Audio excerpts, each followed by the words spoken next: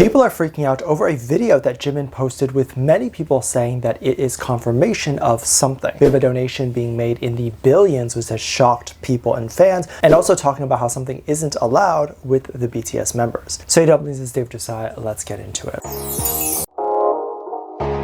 Billboard recently announced some very exciting news. They posted an article talking about there being a new BTS documentary featuring not only the story of BTS, but the phenomenon around the boys and, of course, ARMY. It was going to premiere at South by Southwest, and in case you are unfamiliar, this is one of the biggest film festivals ever. And a lot of film premieres there typically go on to have a theatrical release and receive global attention and potentially even go on to win awards. So this is definitely a big deal. However, just like every big deal in the BTS community, there will be severe backlash and people who are upset. A lot of people were questioning the legitimacy of the documentary, as HYBE was not the one that posted about it, but the official announcement came from Billboard, with some people saying that HYBE doesn't have the copyright to BTS and ARMY, so how did Billboard get it? Now that is slightly true, but not really. The label does own the copyright to BTS and pretty much anything that they do, and of course the label likely doesn't own the copyright for the name BTS, but the name isn't really the issue. And likely the only reason why they don't own it is because BTS also stands for behind the scenes. And of course, the faces and videos we might see that are being used in the documentary, that the label would obviously own. HYBE, of course, doesn't own the word ARMY, and then of course they don't own the fans, but they own any footage that the documentary may or may not use. So footage from concerts or footage from lines that form outside of a BTS event, things like that. Since the label has not announced this, I'm going to assume that this was something that was not created and will not be released by HYBE at all, but is going through a traditional film festival release. And while some have speculated since it is Billboard posting it, the person who created this documentary does likely have permission, but even if they do not, fair use laws as well as freedom of press or freedom of speech in the First Amendment protects anyone from litigation against anyone who talks about an event. And this is very much an event if you look at the cultural impact of BTS, as well as just the phenomenon of how BTS grew to where they are now. I see so many people trying to discount this release simply because HYBE didn't announce it, as if no one else is allowed to talk or post about BTS. And obviously, as someone who does what I do, I'm going to be upset about this. Now keep in mind, I am not saying this documentary in question has my 100% approval. I don't know what it is. It could also not be real. And that has happened where things like this prove to be not correct. And a big publication might publish something, but it ends up being not real. But my issue is just the general reaction to things like this and people attacking something before even really looking into it. And this is something I think anyone who makes K-pop content or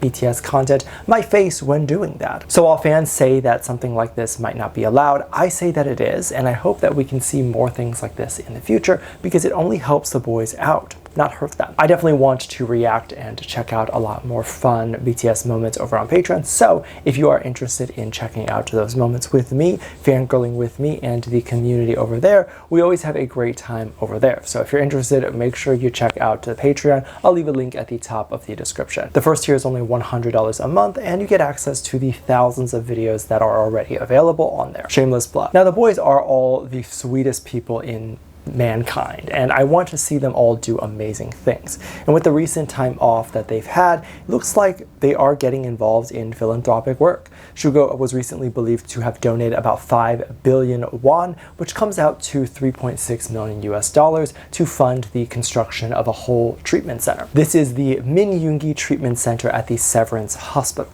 This is a huge and insane thing. I don't think people understand how big this is and how this will be part of his mark on the world. Let's not talk about how much good this will do for the community because that is obvious, but the center just has to have a few amazing stories hit the news and come out from that center, and suddenly Suga will be cemented in history if he wasn't already.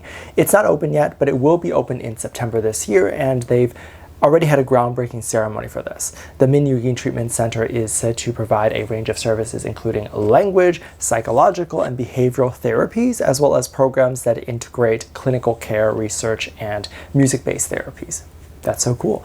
This center is specifically made for kids who might need assistance and are on the spectrum, and varying patients from all over the spectrum, not just those who are nonverbal. There's a lot of reports coming out talking about the treatment being individualized and just what their plans are. The center is also believed to be using these treatments to help varying conditions, not just those on the spectrum, just maybe whoever may need it.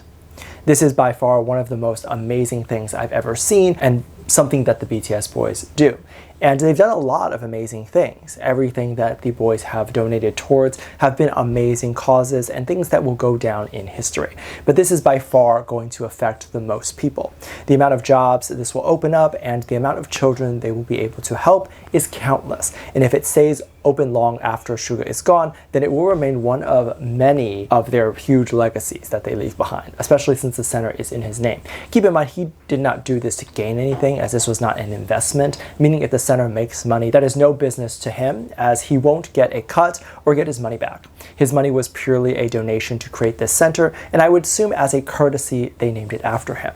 And I would recommend anyone who gets to a point where they are super rich to consider donations like this. Create something that will help the community, and it's not like Suga will have an obligation to continuously fund the center if they need money. However, Suga said that he would still like to help. This was not a formal agreement, but just something that he has said. So should things get rough for him, he has no obligation to put more money or to keep the center running.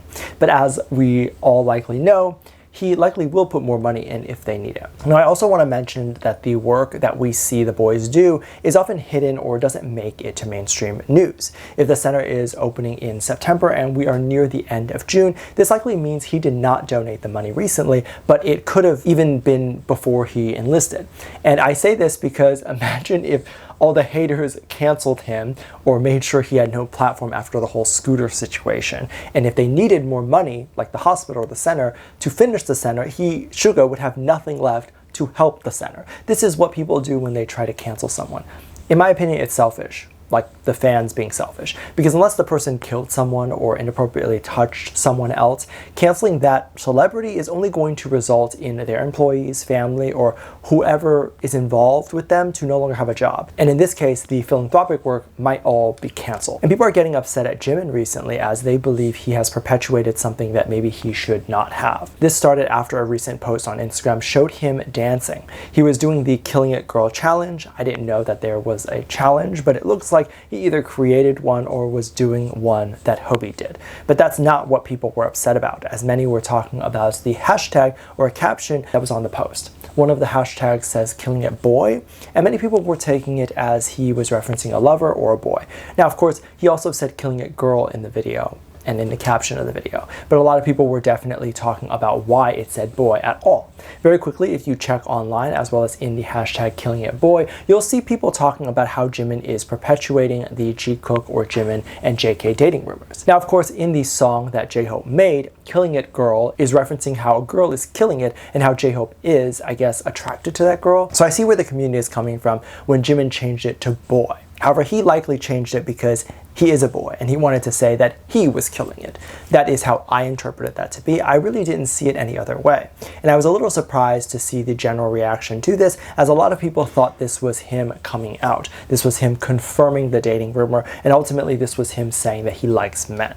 However, every single time the community sees a somewhat gay-related thing, they often think, oh, this is confirmation that Jimin is dating JK or that JK is dating Jimin or whatever. However, even if they were gay, who's to say that they would be dating each other? I have said this so many times before, but why on earth would you be attracted to someone you grew up with, that you have been friends with since you were like 13 or 14? And no judgment for those who are married to their high school sweetheart or that sort of stuff. That's very different. And typically that stuff is pretty rare. And for most people, they aren't actually attracted to the person that they grew up with. And the difference between a high school sweetheart and maybe someone in this position, like Jimin and JK, is that a high school sweetheart started out dating and then they continued dating. Whereas Jimin and JK likely were not starting out dating, but had fought and had done a bunch of things like that. And so they likely still see each other as more of actual brothers than an image that is a romantic one. Let me know what you think. Make sure to check out Patreon for more videos. Link down below. Thank you to this lovely comment right here. Love you. Bye.